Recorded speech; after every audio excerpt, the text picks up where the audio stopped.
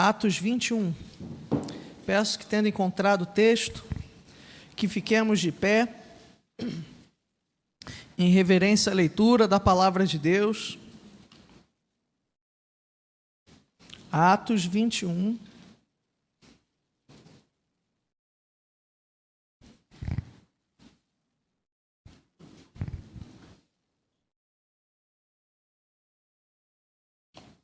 Do 1 ao 15. Amém?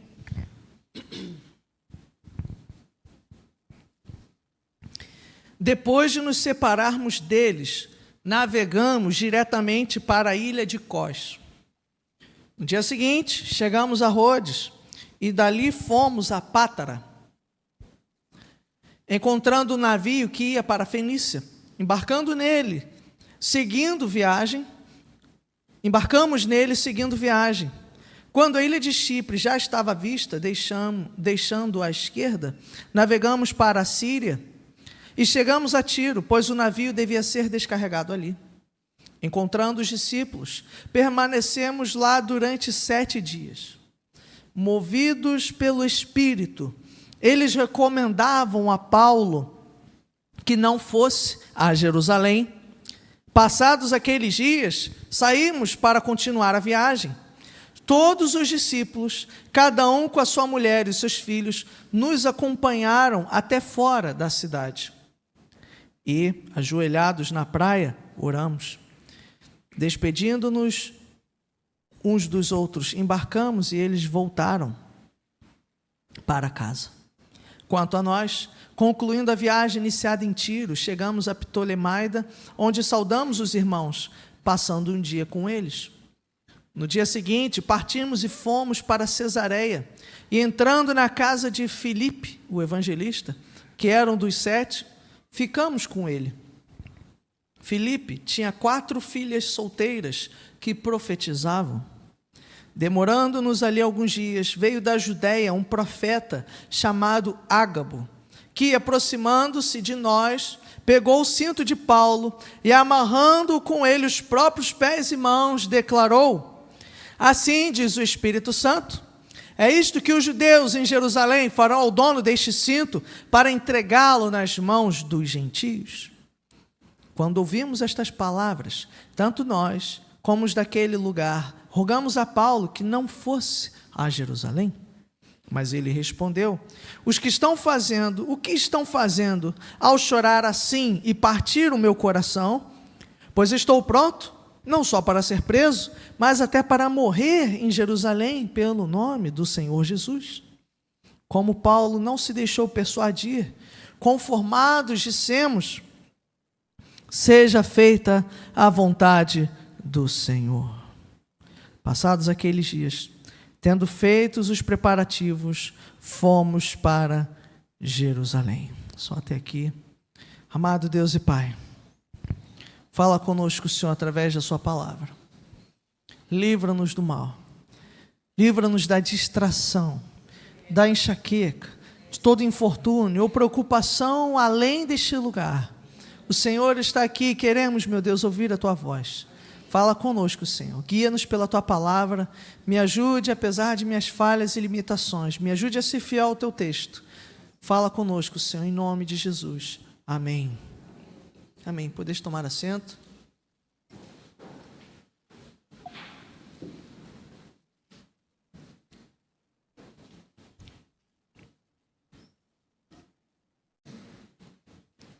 Eu não sei quantos aqui já tiveram a experiência de ter que encorajar alguém desanimado. Alguém já passou por alguma experiência assim?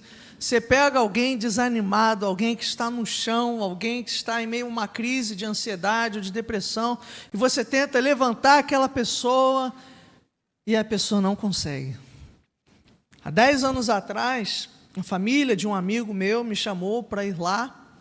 Eu não sabia que ele estava tão mal. E falaram: não, vem cá visitar seu amigo, passa uns 2 a 3 dias aqui com ele, para ver se levanta ele, que ele está meio mal. E quando eu chego, ele está prostrado. Havia passado por um término de relacionamento, E eu tentava ali a todo momento animá-lo, colocá-lo para cima, fazer uma comida diferente, levar ele para a rua, vamos correr, vamos fazer um exercício físico. Ele não conseguia correr 100 metros e parava, e aí voltava os mesmos questionamentos, e aí a vontade de chorar ou tristeza. E eu, o tempo todo, a família chegou a colocar versículos por toda a casa para, tentar levantar o ânimo dele. E todas as coisas que eu tentei fazer com ele naqueles 3 dias, nada dava certo. Toda hora era um desânimo, era um motivo para parar, para desistir no meio do caminho, das atividades mais simples. Até o momento em que um plano minimamente começou a dar certo. Ele tinha um amigo, o pastor Marcelo, lá da catedral. Eu falei, olha, vamos na igreja domingo de manhã. Aí ele começou a digerir a ideia, e eu tentando animá-lo e me cansando.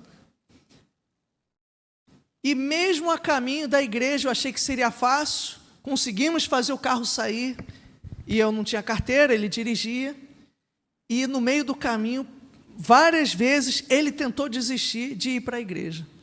Do nada, ele na linha amarela, não, liga a seta, vamos voltar. Não quero mais ir para a igreja, mudava de ideia, e eu ali, conversando, dando ânimo, aí ele andava mais um pouco. E quantas não foram as vezes em que ele acabou voltando, e foi um processo até chegar à igreja. E eu já conversei com os pastores, para lá nós darmos o suporte a ele, conversarmos, ele seria abraçado pelos irmãos na igreja, ele não ficaria só dentro de um quarto sozinho, íamos conseguir conversá-lo. Tinham psicólogos também na igreja para tentar intervir ou dar algum tipo de suporte. E eu já estava ficando sem recursos, já estava ficando mais cansado que ele, daqui a pouco eu que ia precisar de um ânimo novo. E ao chegar na igreja, eu lembro que eu deixei ele em frente ao ministério infantil. Cara, fica aqui no bebedouro. 1 minuto que eu vou ali falar com as tias para pegar o material para dar aula para as crianças. Nisso que eu peguei o material, dei o ok para o pastor para vir lá, falar com ele, dar um abraço. Ele sentiu o calor da igreja. Quando eu volto, cadê fulano? E eu vi um carro saindo agora da igreja. Rapaz, ele pegou o carro e não voltou do Recreio para Caxias. Essa minha tentativa frustrada, me fez refletir sobre o desafio que é, muitas das vezes, nós animarmos alguém, nós levantarmos alguém. É difícil, meus irmãos. Inclusive, um pastor certa vez comentou que uma pessoa desanimada não consegue animar pessoas. Uma pessoa desanimada não consegue animar ou encorajar pessoas. E vivemos num tempo em que o que mais encontramos na internet são coaches, são gurus, são pessoas tentando animar outros, só que do jeito errado, com toda sorte de promessa ou de positividade, os Pablos Marçais da vida, os super-homens da fé. E a verdade é que o nosso Deus, Ele também é um Deus que encoraja. Mas o encorajamento de Deus é muito diferente do encorajamento do homem. Porque, veja, Deus é franco. Deus, Ele é verdadeiro. E no capítulo 21 nós vemos como que a palavra de Deus foi de encontro a Paulo. Se você fechou a sua Bíblia, acompanhe comigo como que Deus encorajou, como que Deus desafiou, como que Deus falou com Paulo em meio aos desafios. Eles estavam viajando a caminho de Jerusalém, tinham saído de Éfeso, tinham se despedido dos irmãos em Éfeso. E perceba, é interessante isso, que eles passaram por 2 cidades. E ao passarem por 2 cidades, há um fenômeno sobrenatural que, seja em Tiro, seja em Cesareia, onde Paulo chega, Deus levanta profetas para falar com ele. E com a mesma mensagem. A igreja vivia debaixo do sobrenatural. E é interessante notar porque, veja, Paulo não fica correndo atrás de profetas. O Espírito foi derramado sobre toda a carne. Se foi derramado sobre toda a carne, foi sobre você, foi sobre cada um aqui. Deus pode usar qualquer pessoa nessa igreja para falar profeticamente. Essa ideia que alguns têm ainda hoje de correr atrás de profeta, meus irmãos, isso é algo do Antigo Testamento, em que o Espírito não havia sido derramado sobre toda a carne, apenas poucas pessoas tinham acesso ao Espírito Santo e eram usadas como profetas. Mas não é o caso. Paulo não fica correndo atrás de profetas, não. Deus, quando quer, Ele manda a sua mensagem, ela chegará até a sua vida.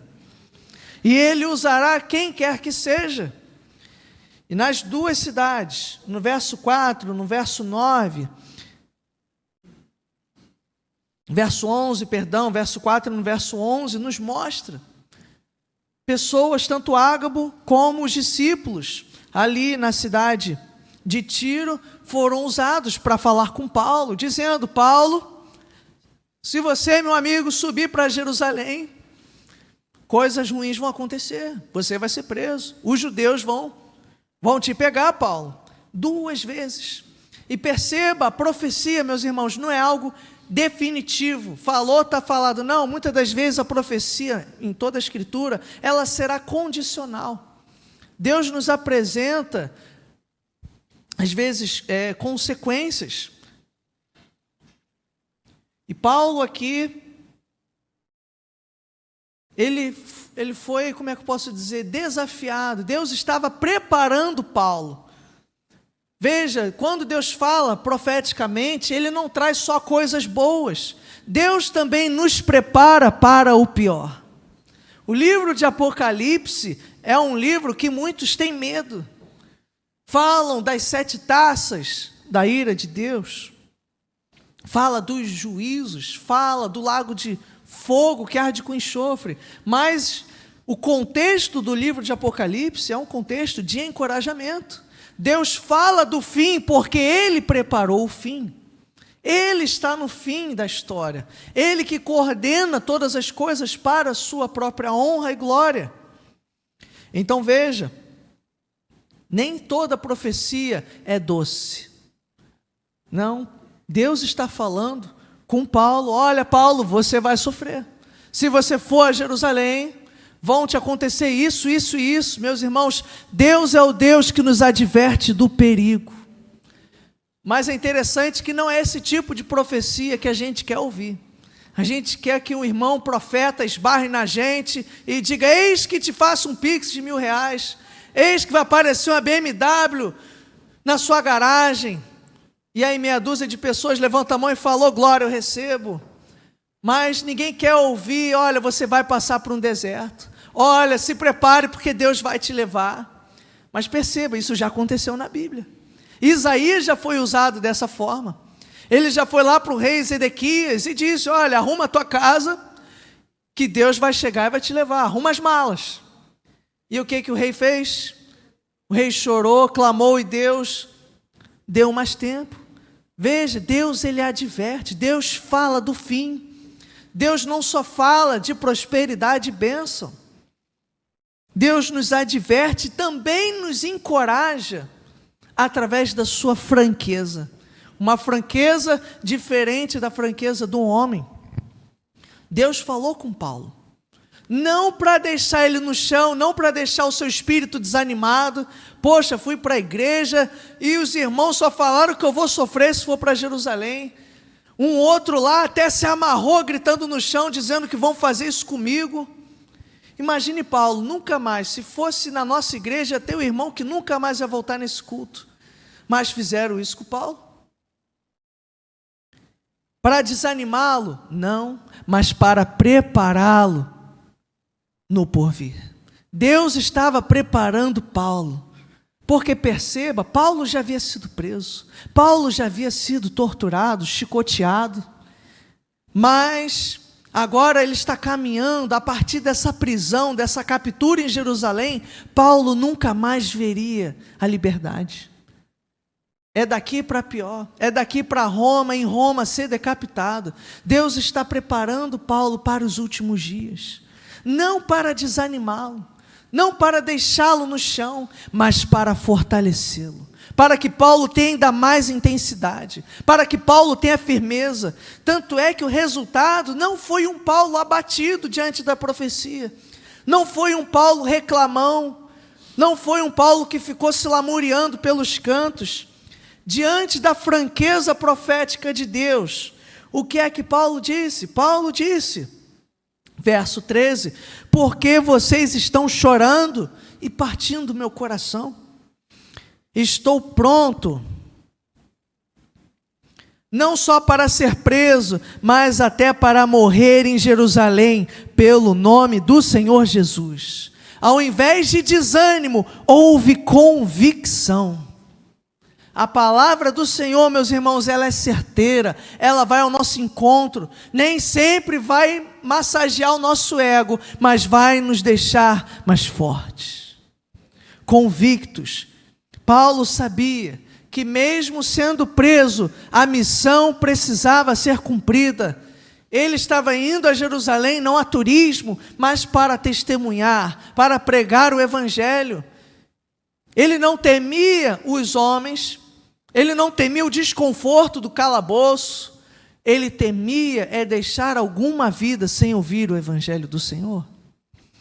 Infelizmente, às vezes nós deixamos de cumprir a missão que Deus nos deu, porque nós tememos o desemprego, nós tememos algum conflito no trabalho, alguma indisposição com alguém que não tem o mesmo pensamento ou a mesma fé que nós. E assim nós vamos empurrando com a barriga o nosso dever de testemunhar do evangelho. Não queremos as consequências, não queremos estresse, e nos tornamos um agente secreto do evangelho. Não me pergunte a minha identidade, senão eu vou ter que dar fim, igual os agentes secretos fazem. Não queremos compartilhar, não queremos que ninguém saiba. Mas Paulo estava preocupado em cumprir a sua missão. A palavra de Deus veio a Paulo para desafiá-lo. Deus não estava desanimando Paulo, Deus estava sendo verdadeiro. Às vezes o que nós mais precisamos é de alguém que olhe nos nossos olhos e fale a verdade.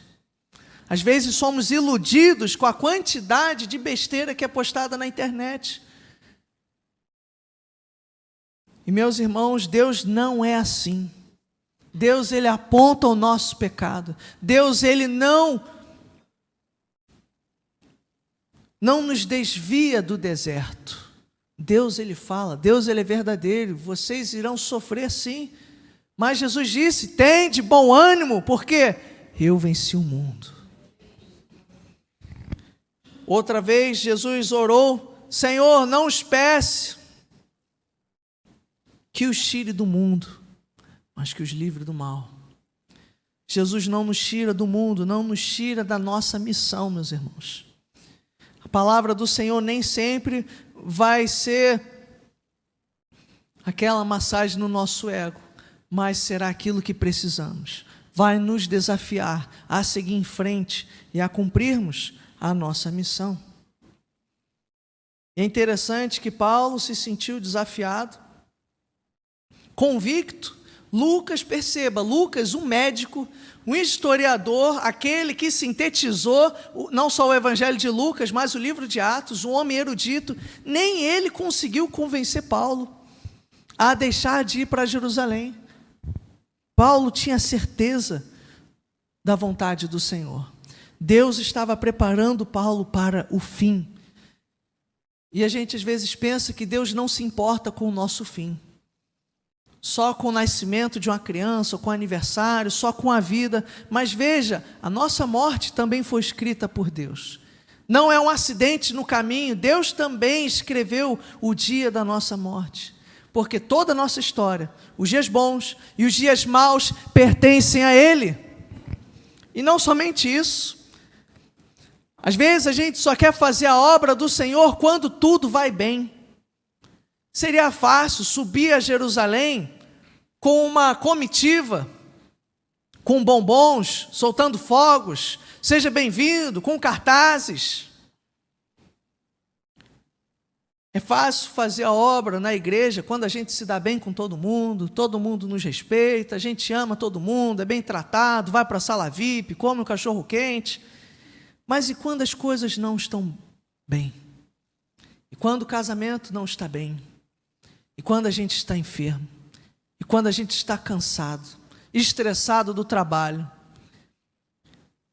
Será que a gente tem a mesma convicção para fazer a obra do Senhor? A obra do Senhor não é só feita nos dias bons, meus irmãos, mas também nos dias maus, quando estamos tristes, quando estamos desanimados. Paulo não fazia a obra de Deus só quando tudo estava favorável. Não, por mais que os ventos e até as profecias não fossem favoráveis à obra do Senhor, mas Paulo não era um homem que só servia a Deus no dia bom. Paulo disse, verso 13, estou pronto não só para ser preso, mas até para morrer em Jerusalém pelo nome do Senhor. Eu sou servo do Senhor no dia bom e no dia mau. A nossa intensidade como cristãos não deve mudar, meus irmãos, porque o nosso Deus não muda. Estando em santidade ou até em pecado, Ele continua um Senhor imutável, disposto a nos perdoar, a ponto de ter dado o seu Filho por nós. Ele não muda e nós também não devemos mudar. E às vezes nós somos igual um barco à deriva no oceano. Não, eu estou bem, eu vou para a igreja. Não, eu estou mal, não vou não. Meus irmãos, nós não podemos ser assim. Cristo deve ser a nossa âncora, o nosso alicerce. Nós não servimos a Deus só quando estamos bem. E veja, interessante, Paulo precisou ser advertido profeticamente. E mesmo assim, Paulo foi até o fim. E a partir daí ele é julgado, ele viaja, ele vai a Roma e ele morre. E meus irmãos, essa história me lembra a história de Jesus. Só que é diferente, é interessante isso, porque enquanto que Paulo foi advertido profeticamente sobre o que ele passaria em Jerusalém, Cristo não foi advertido. Não houve ninguém que chegasse até Cristo e dissesse, olha, você vai sofrer tal dia assim assado. Não, pelo contrário, era o próprio Cristo que veio ciente da sua missão. Ao invés de ser advertido, é Ele quem falava com os discípulos sobre o que ele haveria de sofrer. Sobre a sua morte, sobre a sua rejeição, sobre a sua ressurreição. A ponto do próprio Pedro se levantar e dizer, não, ninguém vai tocar no Senhor não. E o que foi que Cristo disse para Pedro? Para trás de mim, diabo. Tu não pensa nas coisas de Deus, mas nas dos homens. Deixa eu cumprir a vontade do meu Pai. Era o próprio Jesus que encorajava e consolava de antemão seus discípulos, com base naquilo que eles veriam seu mestre morrer, ser sepultado, ser traído. O próprio Jesus, desde o início da sua vida, ele veio ciente da sua missão. E ao invés de ser encorajado, veja, horas antes da cruz, poucas horas, onde Jesus estava? Ele não estava num bar, se alcoolizando para tentar diminuir a dor, tentando se anestesiar. Às vezes o ser humano faz isso, ele quer fugir da realidade. Ou ele se enche de drogas, ou de álcool, ou de Netflix. Melhor pensar na história da novela do que encarar a sua realidade. Não, Jesus não estava tentando fugir da sua realidade. Ele estava encarando face a face, ele estava de joelhos, ele estava clamando a Deus, recebendo forças para seguir adiante. Os discípulos dormiram horas antes da cruz. Cristo não se deu ao luxo nem de um cochilo. Era Ele quem encorajava os discípulos. Mesmo sendo a vítima, mesmo sendo traído por Pedro, depois de ressuscitado, Ele vai perdoar Pedro, Ele vai de encontro a Pedro, para restaurá-lo. Esse é o nosso Senhor. aquele que teve convicção e foi até o fim na sua missão. É por isso que, melhor do que qualquer coach de internet, o nosso Deus pode nos levantar para mais um dia de vida. O nosso Deus pode nos encorajar. Às vezes estamos cansados na igreja, cansados no trabalho, desanimados, sem perspectiva, até no ministério, na nossa missão como cristãos, mas o nosso Senhor, que cumpriu a sua missão até o fim, Ele pode nos fortalecer. Ele já fez isso lá atrás com os discípulos, e Ele pode fazer isso hoje. Ele pode nos encorajar para mais um dia na presença dEle, mais um dia de busca, mais um dia de sacrifício. A vida não é fácil, mas tem de bom ânimo, porque Jesus venceu o mundo. Ele deu a vida por nós. E por Ele ter cumprido a sua missão até o fim, eu e você estamos aqui. Nós somos fruto. Quando nós cumprimos a missão do nosso Senhor, vidas são tocadas. Paulo subiu para Jerusalém, mas veja, houve fruto. Mesmo na prisão, ele escreveu cartas essas que estão na Bíblia até hoje, eu e você somos abençoados. Timóteo e tantos outros foram edificados. Meus irmãos, em meio aos desertos, em meio às dores, vidas são abençoadas. Deus é tão maravilhoso que em meio às nossas lágrimas, Deus opera milagres na vida de terceiros. Não podemos subestimar o poder do nosso Senhor de agir em meio aos nossos sofrimentos. Deus não é o Deus que deu um escape. Deus não mandou um profeta com uma passagem para a Espanha.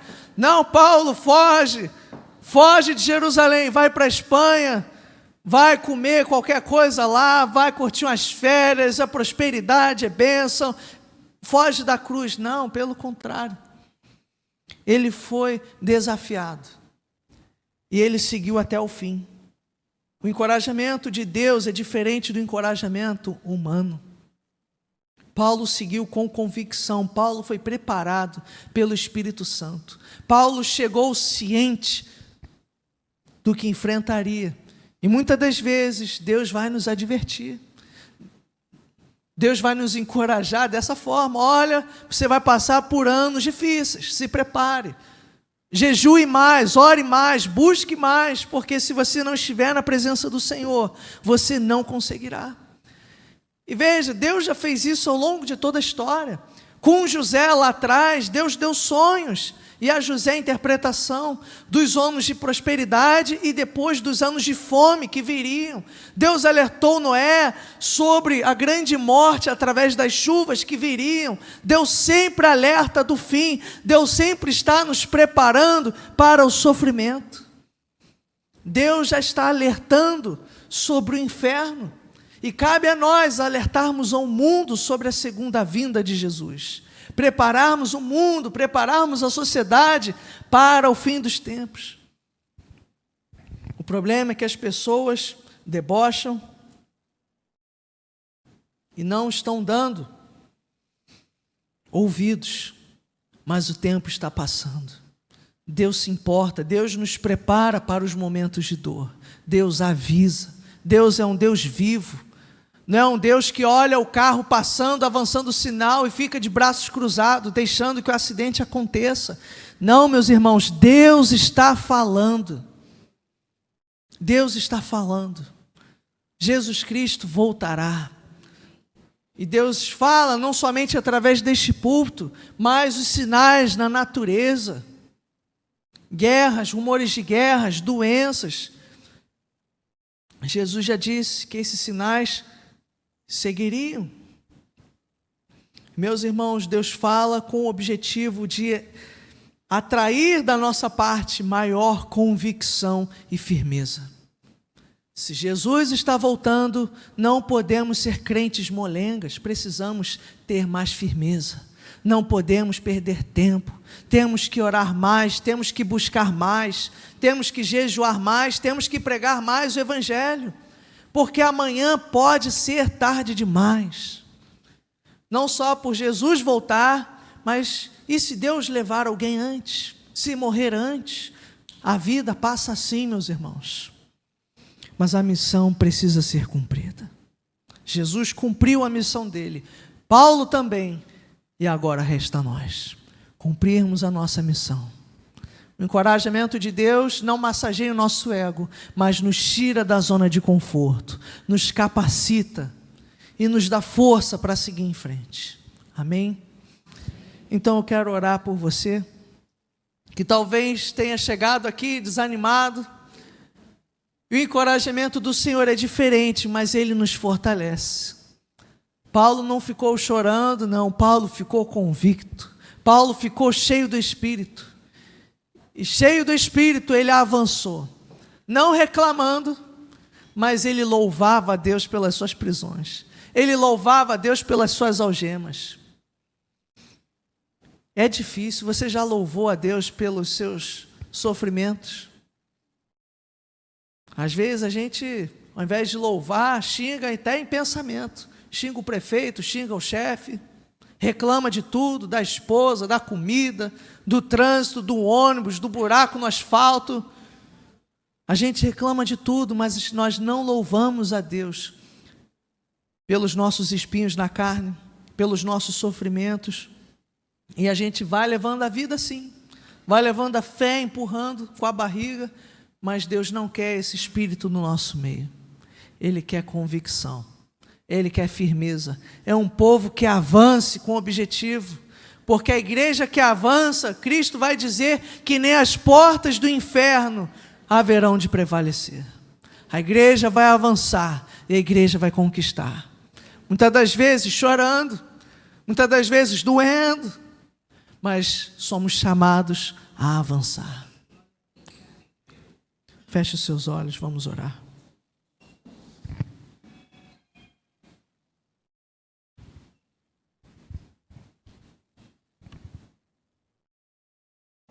Amado Deus e Pai, Senhor, renova-nos nessa noite, meu Deus. Renova-nos, Senhor, em convicção, em louvor, em amor à Tua presença, em amor, meu Deus, à Tua palavra. Senhor, às vezes, a Tua palavra ela não vem para nos derrubar, para nos entristecer, mas ela nos desafia, Senhor. Ela exige de nós uma atitude, ela exige de nós, Senhor, uma posição. Senhor, nos tira da mesmice, nos tira, Senhor, do sedentarismo espiritual. Nos ajude, meu Deus, a avançarmos como crentes, como filhos, Senhor, Teu, a pregarmos o Evangelho, a darmos, Senhor, testemunho da Tua palavra, da boa nova, Senhor, de salvação. Aconteça o que for, Senhor, sejam lá quais forem as consequências, nos ajude a ser um povo determinado, um povo convicto, Senhor, das bases do Evangelho, um povo que Te ama, que não haja salário, nem patrão, nem governo capaz de nos calarem, Senhor. Que possamos avançar em Jardim Alvorada, avançar em Nova Iguaçu, avançar no nosso trabalho, avançar no nosso estado, no nosso país, para testemunhar que só o Senhor é Deus. Senhor, que não possamos temer os desempregos, que não possamos, Senhor, temer a violência, temer, Senhor, as fofocas, temer os atritos no meio da família, que possamos falar que o Senhor veio para nos salvar, que possamos falar que o Teu Filho pagou o preço por nós. Senhor, que possamos ser um povo disposto, Senhor, a avançar, que não teme os homens, Senhor, mas que teme a Ti. Que possamos ser um povo aberto ao Teu movimento profético, Senhor, mas não como fazem por aí, correndo atrás de profeta X ou Y, por aí, não, Senhor, porque o Teu Santo Espírito está neste lugar. Que possamos estar atentos ao que o Senhor já está falando neste lugar, falando aos nossos corações, falando conosco, Senhor. Levanta cada vez mais profetas no nosso meio e nos ajude a ouvir a maior de todas as profecias, que é a tua palavra, meu Deus. Guarda-nos como teu povo. Senhor, nos ajude, Senhor, a levarmos essa palavra e a encorajarmos outros, não dizendo que tudo vai ficar bem, mas que tudo ficando bem ou mal, o Senhor está conosco. Na alegria ou na tristeza, é o Senhor que nos fortalece. Na saúde ou na doença, o Senhor não nos desampara. Alegre ou desanimado, o Senhor está sempre do nosso lado. É o Senhor que nos renova, é o Senhor que te renova, é o Senhor que nos levanta, para mais uma vez sairmos com fé, sairmos cheios da tua presença, Senhor, dispostos a cumprir a nossa missão. Então o Senhor abençoa o teu povo, guarda a nossa fé, guarda a nossa mente, guarda a nossa saúde, para a honra e glória do teu nome. É o que nós te pedimos em nome de Jesus. Amém.